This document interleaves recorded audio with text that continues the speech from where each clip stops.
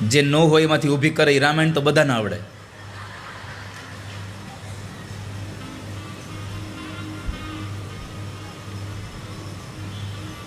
તો એ રામચરિત માનસ 2 અધ્યાયમાં છે, એટલે ગડબડ ગોટો ને પ્રભુ મોટો. અને આમે દક્ષિણા વગરની રામાયણ તો કેટલીક કરવી પછી.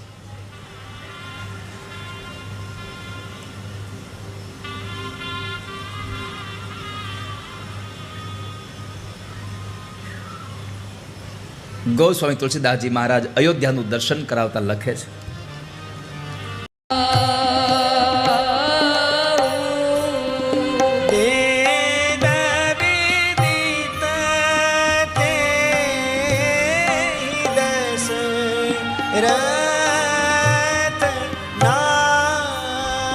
ભગવાન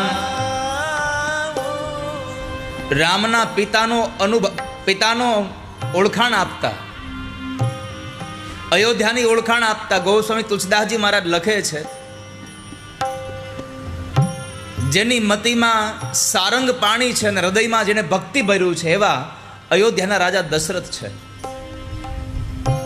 3 રાણીઓ છે, કૌશલ્યાદિ નારી પ્રિય સબ આચરણ પુનિત. કૌશલ્યા, કૈકેયી અને સુમિત્રા 3 રાણીઓ છે. અને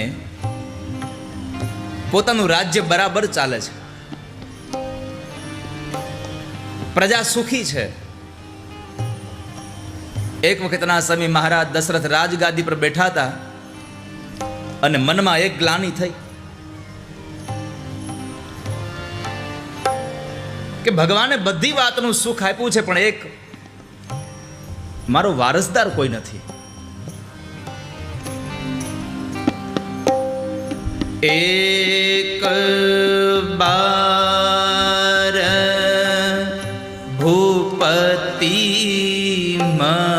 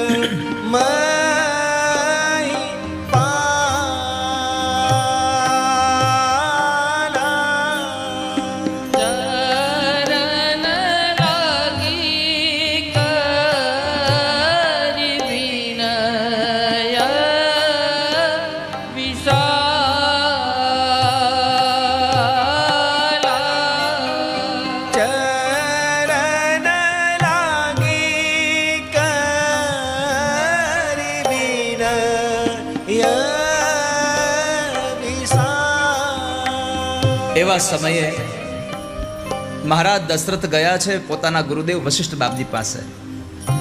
વશિષ્ઠ બાપજીને જઈને કહ્યું, બાપજી તમારા આશીર્વાદથી બધી જ પ્રકારના સુખ છે, પણ એક દુઃખ છે. શું થયું બોલો રાજા? તો કહે છે, બાપજી જે ગાદી પર હું બેઠો છું, જે મારા વડવાઓથી રઘુકુળ કહેવાય રહ્યું છે, એ રઘુકુળ શું મારાથી ઊભું રહી જશે? મારા ગયા પછી અયોધ્યાની ગાદીનો કોઈ વારસદાર નહીં આવે? મારે ત્યાં સંતાન નહીં થાય?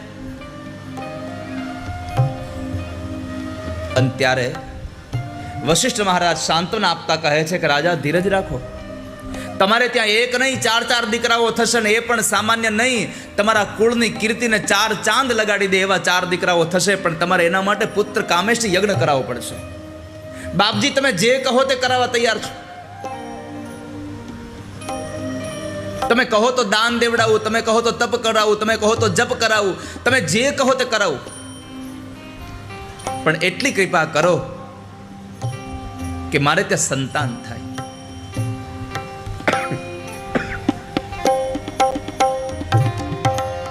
અને પછી શૃંગી ઋષિને બોલાવીને યજ્ઞ કરાવે છે. સૌ લોકો ભક્તિ સહિત આહુતિઓ આપે છે. અને એ સમય ભગવાન બીડું હોમવાના સમય પરમાત્મા પ્રગટ થયા.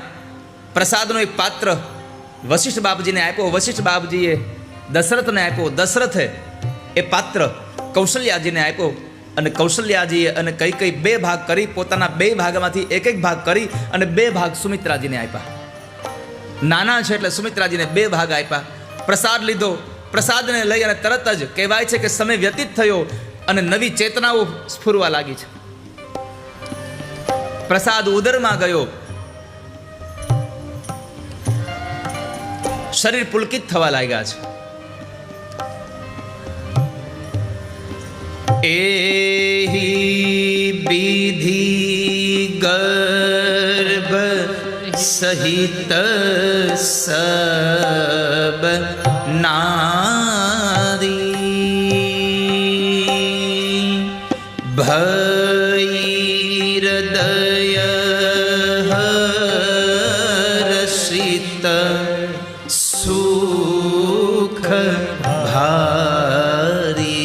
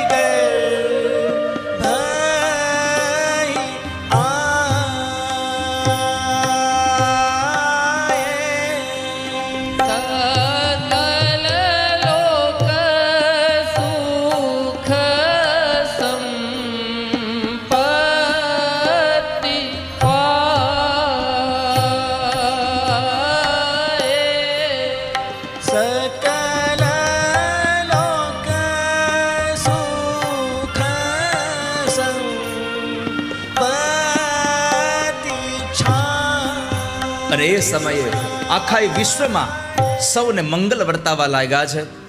સમય પછી સમય વ્યતીત થવા લાગ્યો. જોગ લગન ગ્રહ પાર તિથિ સકલ ભયે અનુકૂળ. સમય વ્યતીત થયો, શિયાળો ગયો, ઉનાળો આવ્યો, ફાગણ મહિનો ગયો, ચૈત્ર મહિનાની શરૂઆત થઈ, એકમ બીજ ત્રીજ આમ કરતા કરતા અંજવાળી નવમી આવી છે. ભગવાન સૂર્યનારાયણ રથને લઈને નીકળી પડ્યા અને મધ્યાંતરના 12 વાગ્યાની પૂર્વમાં એક ક્ષણ પહેલા અયોધ્યામાં માં કૌશલ્યના ઓરડામાં એક તેજ પથરાયો અને ભગવાન ચતુર્ભુજ નારાયણ પ્રગટ થયા છે. બોલીએ ચતુર્ભુજ નારાયણ ભગવાન કી જય.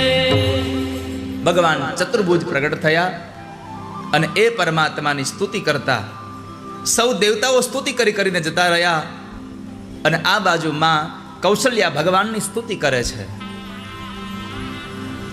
ભય પ્રગટ કૃપાલા દીન દયાલા કૌશલ્યા હિતકારી. શિત મહતારી મુનિ મનહારી અદ્ભુત રૂપ વિચારી. લોચનય વિરામા તનુ ઘન શ્યામા નિજ આયુધ ભુજ ચારી શને બનમાલા વિશાલા શોભા સિંધુ કરારી. એવા સમયે પરમાત્મા પ્રગટ થયા. માં કૌશલ્યા ભગવાનને વંદન કરીને કીધું કે પ્રભુ, તમે તો દીકરો બનીને આવવાના હતા, આ તો જગતના બાપ બનીને આવ્યા છો. મારી પ્રાર્થના છે, તમે કૃપા કરો ને. શું કૃપા કરું માં? માતા પુનિ બોલે સોમતિ ડોલે તજ હું तात यह रूपा जय शिशुलीला अति प्रिय शीला यह सुख परम अनूपा. सुनि बचन सुजाना रोदन ठाना होई बालक सुर भूपा. चरित जगावै हरिपद पावै तेन परहि भवतु. राजा राम राम राम सीता राम राम राम. राजा राम राम राम सीता राम राम राम. ओ राजा राम राम राम सीता राम राम राम. राजा राम राम राम सीता राम राम राम. राजा राम राम राम सीता राम राम राम.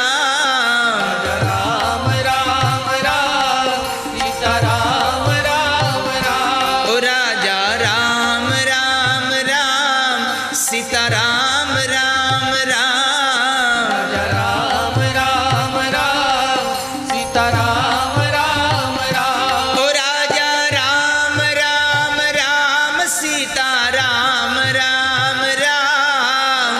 राम राम राम सीता राम राम राम. ओ राजा राम राम राम सीता राम राम राम.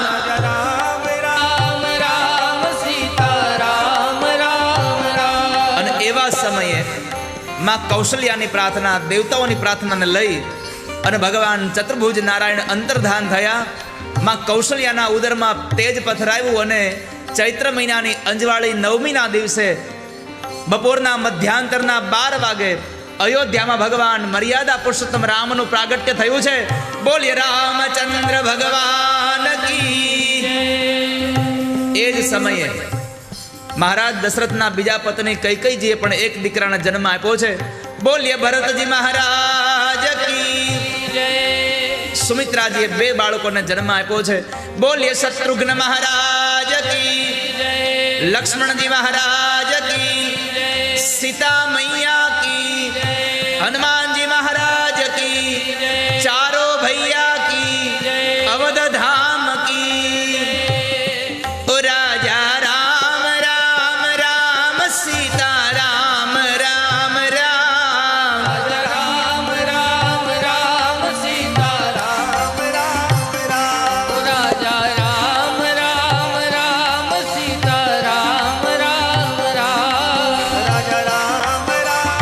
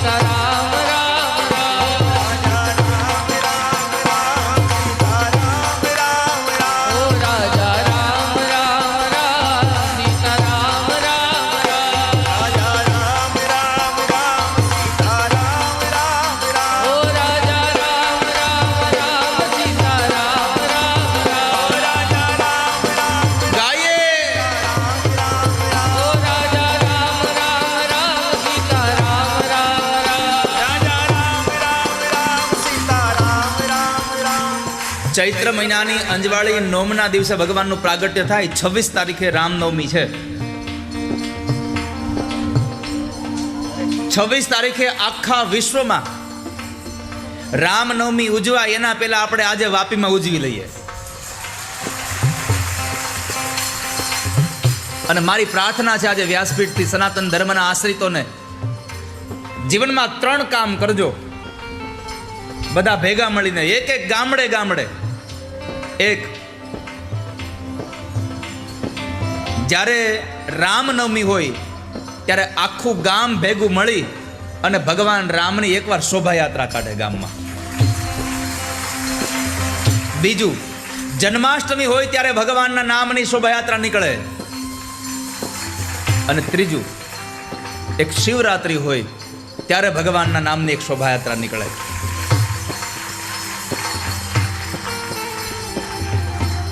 અને બીજું, લોકો કહે છે કે હવે રામ રાજ્ય ક્યારે આવશે, રામ રાજ્ય ક્યારે આવશે. મારે એટલું જ કહેવું છે કે જ્યારે રામના, લક્ષ્મણના, ભરતના અને શત્રુઘ્નના સદવિચારો, એના જીવનની જે દૈનિક ચર્યાઓ હતી, એ દિનચર્યાઓનો અનુક્રમ જ્યારે આપણા જીવનમાં આવશે ત્યારે આ સંસારમાં રામ રાજ્યની સ્થાપના થશે. રામના જેવા ગુણો આપણામાં આવે તો રામ રાજ્યની સ્થાપના થાય. ખાલી જય શ્રી રામના નારા લગાવવાથી રામ રાજ્યની સ્થાપના નહીં થાય, યાદ રાખજો. રામના ગુણો તમારામાં આવે તો રામ રાજ્યની સ્થાપના થાય. એટલે આવો, આખું વિશ્વ 2-5 દિવસ પછી ઉજવશે, આપણે આજે ઉજવી લઈએ રામનવમીને. हर घर में अब एक ही नाम, जय जय जय श्री राम. हर घर में अब एक ही नाम, एक ही नारा गूंजेगा. ओ मेरे भारत का बच्चा बच्चा, जय जय श्री राम बोलेगा, बोलेगा बच्चा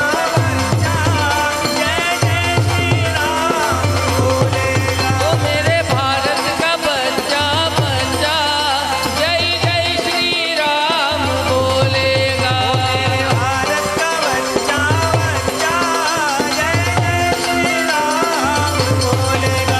ओ हर घर में अब एक ही नाम, जय जय जय श्री राम. हर घर में अब एक ही नाम, एक ही नारा गूंजेगा. ओ मेरे भारत का बच्चा बच्चा, जय जय श्री राम बोलेगा.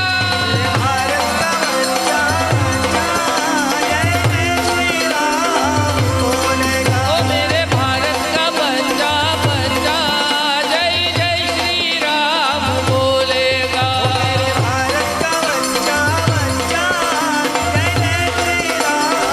ओ राजा राम राम राम सीता राम राम राम.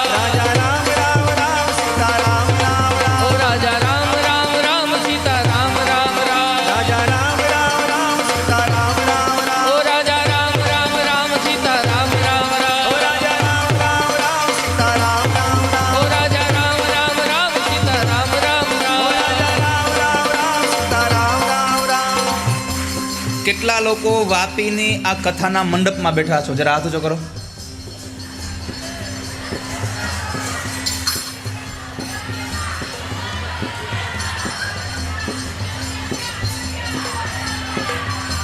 નક્કી કરી લો, પહેલા નક્કી કરી લો, પછી વારે વારે તમારું સ્ટેટમેન્ટ ફેરવવું ન પડે.